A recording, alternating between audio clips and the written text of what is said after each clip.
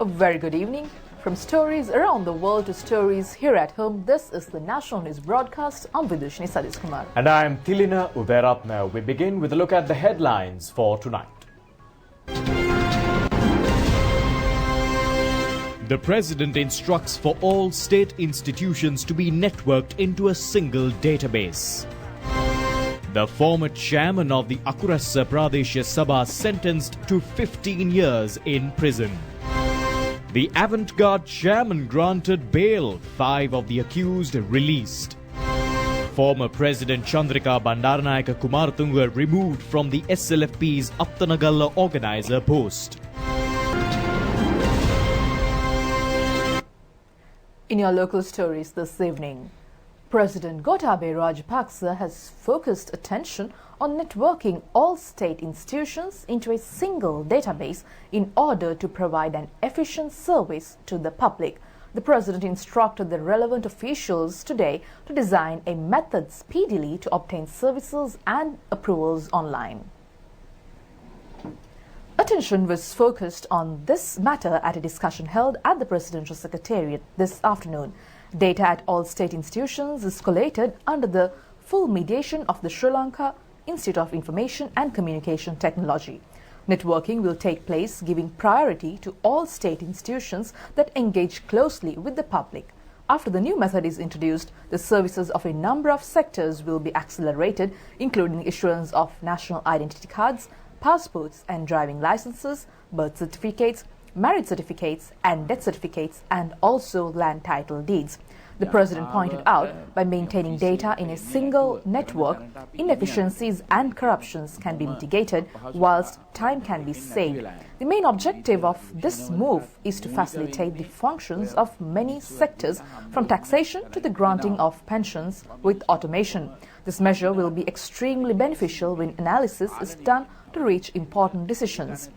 Attention was also focused on reactivating the dissemination of public information through the 1919 Government Information Centre. Experts in the relevant subjects have been appointed to state institutions, and they are working without payment on behalf of the country. Therefore, President Gotabaya Rajapaksa said public officials should extend their fullest support to them. Emphasis was placed on the necessity to create a skills reserve by speedily identifying competent individuals in the state sector. The President advised all ministry secretaries to immediately identify such competent groups and forward recommendations for the skills reserve. The President also stated a general policy needs to be compiled with regard to transfers between state institutions in order to create a complete state sector employee with experience across many sectors. Ministry secretaries and IT officials attended the discussion.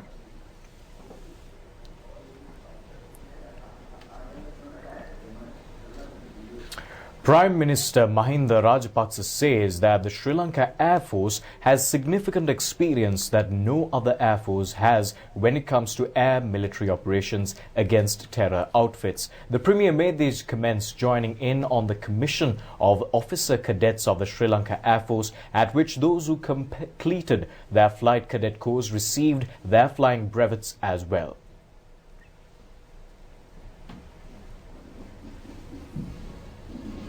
The event took place at the Sri Lanka Air Force Academy at China Bay, with Prime Minister Mahinda Rajapaksa as the chief guest. 45 officer cadets and 10 lady officer cadets from the 59th and 60th officer cadet intakes and the 11th and 12th lady officer cadet intakes passed out from the Sri Lanka Air Force Academy at China Bay this morning.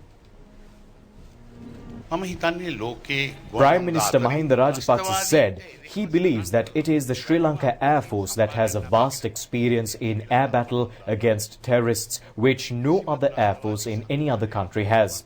The Premier noted no terrorist organization had the military capability to engage in battle by air, not even the ISIS organization that controlled large swathes of Iraq and Syria. However, the LTTE had this capability. The Premier pointed out that the LTTE, through airborne attacks, gave a new experience to world terrorism by flying bombing aircrafts at low altitudes at reduced speeds during the night time. The LTTE also introduced to the world suicidal jackets and suicidal boats. The FBI in 2008 declared the Tiger terrorist organization as the most dangerous terror organization in the world. Thereby, the Premier noted the Sri Lanka Air Force has significant experience in air battle which no other country has. The Premier also stated that the Tri-Forces are not only active when a war is underway but also during times of peace, as they have a large task to fulfill. ඔය විදියට අපේ ගුවන් හමුදාවට ගුවනින් සිදු කරන ත්‍රස්තවාදී මෙහෙයුම් සම්බන්ධයෙන් වෙනත් මොනම ගුවන් හමුදාවකටවත් නැති සුවිශේෂ අත්දැකීම් තියෙනවා. ත්‍රිවිධ හමුදාවන් ක්‍රියාත්මක වෙන්නේ යුද්ධයක් පවතින අවස්ථාවල විතරක් නෙවෙයි. සාමය පවත්න අවස්ථාවලටත් ගෝලන්ට විශාල කාර්යභාරයක් තියෙනවා ඔබට. අපි කවුරුත් දන්නවා ගම් වතුර වගේ ආපදාවන අවස්ථාවලදී ගුවන් හමුදාවෙන් කරන මානුෂීය මෙහෙවර ගැන. ඒ කාර්යභාරය ගුවන් හමුදාට විස වෙන කාටවත් කරන්න බෑ. අද දවසේ ගුවන් හමුදා නිලධාරීන් හැටියට අධිකාරී පත්‍ර ලබන්නෙත් ගුවන් නියම ලාංඡන පණ දින්නෙත් මේ රටට අතිවිශිෂ්ට සේවයක් සිදු කළ ගුවන් හමුදාවේ අනාගත උරුමකරුවන් වෙන තරුණ ඔබයි. A display of aerobatics was conducted. Provincial Governor Anuradha Yahampath and Commander of the Air Force Air Marshal Sumangala Dias attended the event.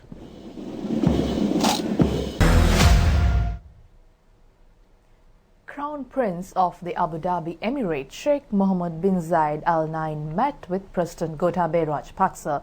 The Crown Prince invited the President to an official tour of the UAE to enhance bilateral relations. The objective of the tour of the Crown Prince was to extend the felicitations of the UAE to President Gotabaya Rajapaksa. Crown Prince Sheikh Mohammed bin Zayed Al Nahyan is the Deputy Supreme Commander-in-Chief of the UAE Tri-Forces. The objective to direct relations between Sri Lanka and the UAE, which is one of the main countries in the Middle East, was emphasized in the discussions. The President accepted the invitation to tour the UAE.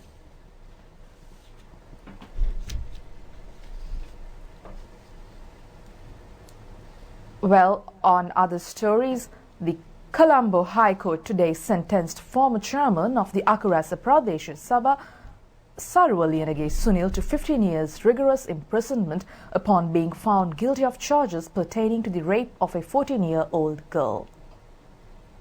He accused was arrested in July 2012 by the Women and Children's Bureau of the Mathura Police in connection with molesting the 14-year-old girl.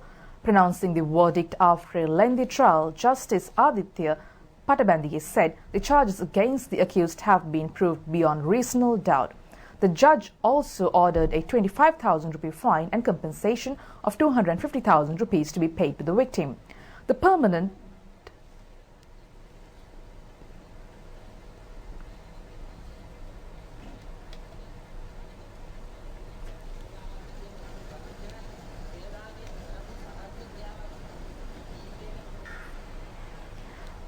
High Court at Bar today ordered that chairman of the avant-garde company, Nisanka Senadipati, be released on bail. The court ordered his release upon cash bail of 500,000 rupees each and two sureties of 2.5 million rupees each. Overseas travel without permission has been banned. In addition, 5 individuals, including Major General Palita Fernando, Major General B.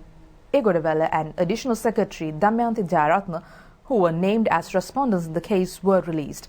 The Attorney General had initiated legal proceedings against the respondents on 7,573 charges, including the unlicensed storage of 813 firearms and ammunition in a floating armory in the seas off the Galle harbour. Well, in the meantime, the High Court today announced that it will declare on the 21st of this month the order on whether summons need to be issued or not in order to take up for examination the revision application filed by the Attorney General regarding former Minister Dr. Rajitha Senaratne. Dr. Rajitha Senaratne has been named as a suspect in the White Van press conference case. The Attorney General filed the revision application calling on the court to cancel the order on granting bail for the former minister. The case was taken up for examination before Colombo High Court Judge Manjula Tilakaratne today. Representing the Attorney General, Deputy Solicitor General Dileepa Pires and the attorney appearing on behalf of the respondent testified before the court. The High Court judge, upon taking into consideration the testimonies put forward by both sides, stated that the order in this regard will be declared on the 21st of this month. Former President Chandrika Bandaranaike Kumaratunga has been removed from the post of SLFP organizer of the Attanagalla seat. General Secretary of the SLFP State Minister Dayasiri Jayasekara, at a media briefing held today, said this decision was taken when the Central Committee of the Sri Lanka Freedom Party convened last night. The SLFP Central Committee convened under the patronage of former President Maithripala Sirisena at the party headquarters down Dali Road. Today's media briefing was convened to announce the decisions taken at the Central Committee meeting. General Secretary of the Sri Lanka Freedom Party, State Minister Dayasiri Jayasekara, said a code of ethics was prepared for all contestants. As a party, the SLFP will take action against any individual, regardless of the status the individual holds in the party. A decision was taken last night to remove former President Chandrika Bandaranaike Kumaratunga from the electoral organizer post of Attanagalla, and she will receive the notification in this regard soon. Minister Jayasekara also stated they intend to face the forthcoming general election as a strong party, and they intend to take forward their election campaign under the leadership of the 6th Executive President of Sri Lanka, Maithripala Sirisena. President Gotabaya Rajapaksa has intervened to provide permanent solutions to the environmental and social issues prevalent around the Noracholi thermal power generation plant. The President emphasizes the operations of the thermal power plant should be carried out according to the technological methods and conforming to environmental standards. The President made this emphasis at a gathering held at the Presidential Secretariat today with Archbishop His Eminence Malcolm Cardinal Ranjit. The Bishop of Chilau, the clergy and residents from the area and environmentalists, the adverse impact caused by non-adherence to environmental standards agreed upon at the implementation of the project was brought to the attention of the President. The President said the companies and the authorities overseeing the project will be convened and instructions will be provided. The President also explained the need to focus on alternate energy sources since power generation is a decisive factor in achieving accelerated development in the country. The President, while saying that a group consisting of engineers and the Minister of Power and Energy will be directing to monitor the operations of the Noracholi power plant, also said steps will be taken to discuss closely with the religious leaders and the residents of the area in order to resolve issues. Archbishop His Eminence Malcolm Cardinal Ranjit pointed out in the development process, the President will have to engage in a huge struggle in eradicating irregularities and corruption. Well, now in other stories, the most awaited and one of the highest spent movies for 2019, Tsunami, was released yesterday in theatres island-wide. This award-winning local production is written and directed by veteran director Dr. Somarathan Disanayake, and the executive producer is Renuka Balasuriya. 2004 December 26 වෙනිදා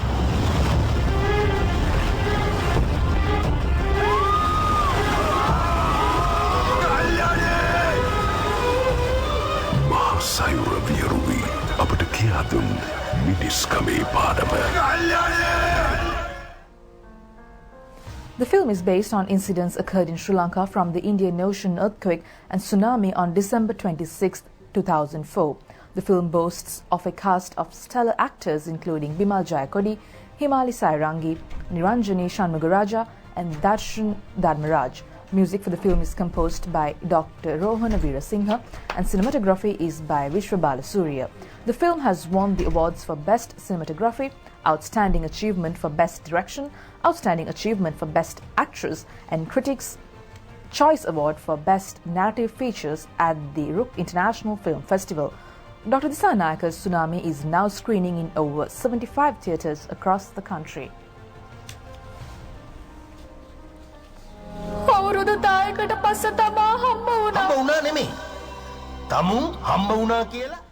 In my film Tsunami, I am not talking about the natural disaster created by the rampaging waves in 2004, December 26. I am talking about human-created disaster by ourselves by dividing into different segments by racially, religiously, culturally, language-wise. That is the disaster caused by ourselves by dividing into separate segments. That is the tsunami I am talking about in my film Tsunami.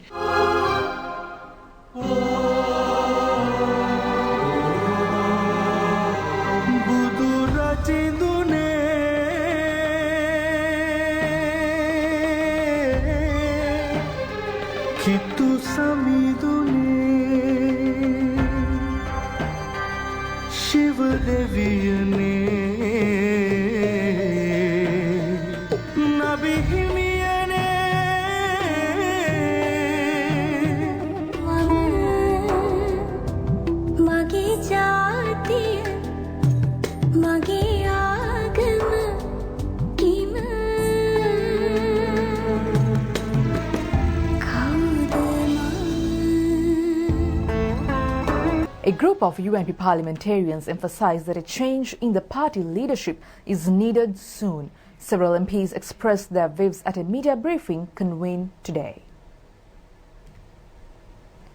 Parliamentarian Ajit P. Pereira said a new leadership is needed for the UNP with a new outlook and a new team of leaders. The MP further stated they stand for a principled change.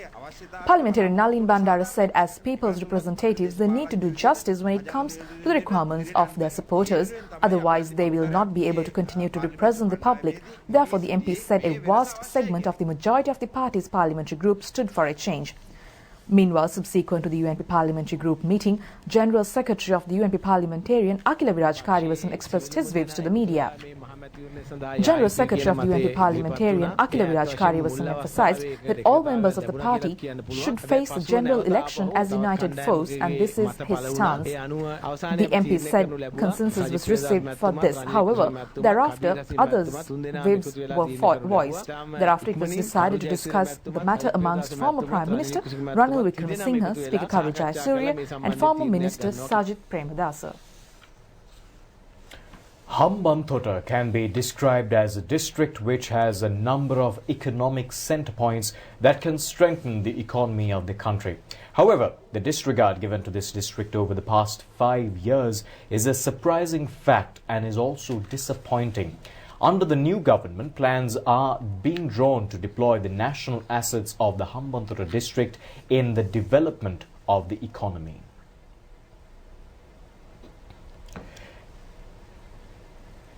Before the year 2005, the Hambantota district was regarded as an underdeveloped area in Sri Lanka.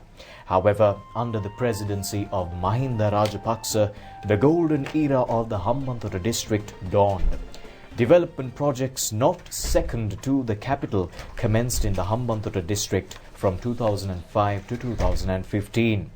Amongst these, the Mangampura port, the Mattala International Airport, the International Cricket Stadium, the International Conference Hall, the Ranminithanna Telecinema Village, the Dry Zone Botanical Gardens, the Safari Park, the hospital equipped with modern facilities and the upgraded roadway network elevated the Hambantota district to a higher level. However, these projects were abandoned in 2015 before the country could experience and reap the benefits, and now it is 5 years since this unfortunate decision was made. These national assets were taken for granted before the entire country and the entire world by selling off the Hambantota port, which was the largest investment of the economy of this country.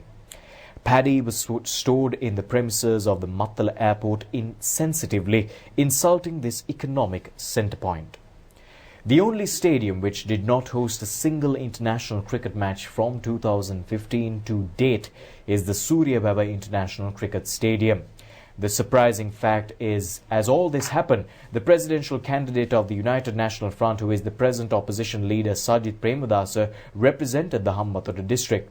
Sajith Premadasa did not voice any opposition against the selling off, and under estimation of such assets. The people of this country swept aside the dark history of Hambantota on the 16th of November last year. As a result, the due proceeds of the development projects of the Hambantota district are once again being experienced by the country. As the first move, the Surya Baba IT Park is being established as the main IT park of the country.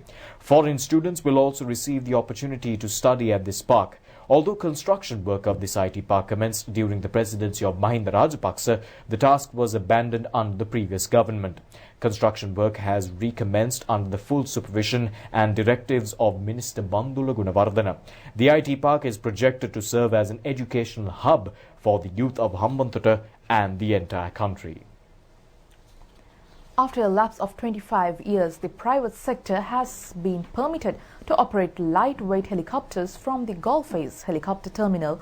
Thereby, 4 helicopter services operating in Sri Lanka reportedly commenced test flights from yesterday. The helicopter landing field at Gulf's was used so far only for defence purposes and when transporting dignitaries.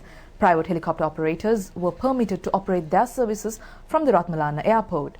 However, tourists and foreign business personnel who apply for helicopter rides face difficulties due to this arrangement. They have pointed out it takes 45 minutes to reach Ratmalana by road to embark on a half-hour helicopter journey. Taking these factors into consideration, President Gotabaya Rajapaksa instructed the Sri Lanka Air Force and the Civil Aviation Authority to grant permission for the private sector to operate helicopter tours from Gulf's. Thereby, 4 companies have said that they will be commencing flights from today. These private sector companies point out this move will be beneficial for the upgrading of the tourism industry and in maximizing revenue earned from the industry.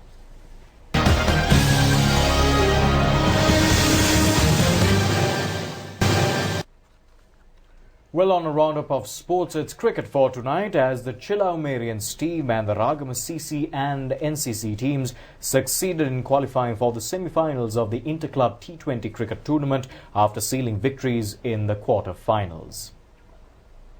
The encounter between the Chilaumerians team and the SSC team was held at the Pisara Oval Stadium. Batting first, Chilaumerians scored 163 runs for the loss of 8 wickets in 20 overs. In reply, SSC were able to score only 149 runs for the loss of 8 wickets in their allotment of overs. Chilaumerians won by 14 runs. The Sri Lanka Army team and the NCC side also encountered at the Pisara Oval Stadium. Batting first, the Army side scored 148 runs for the loss of 8 wickets in 20 overs. In reply, NCC secured victory at 19.1 overs for the loss of 4 wickets with a score of 152. Well, that's a wrap on the national news broadcast for tonight. Join us once again tomorrow for the very latest. Until then, thanks for watching. Good night. Good night.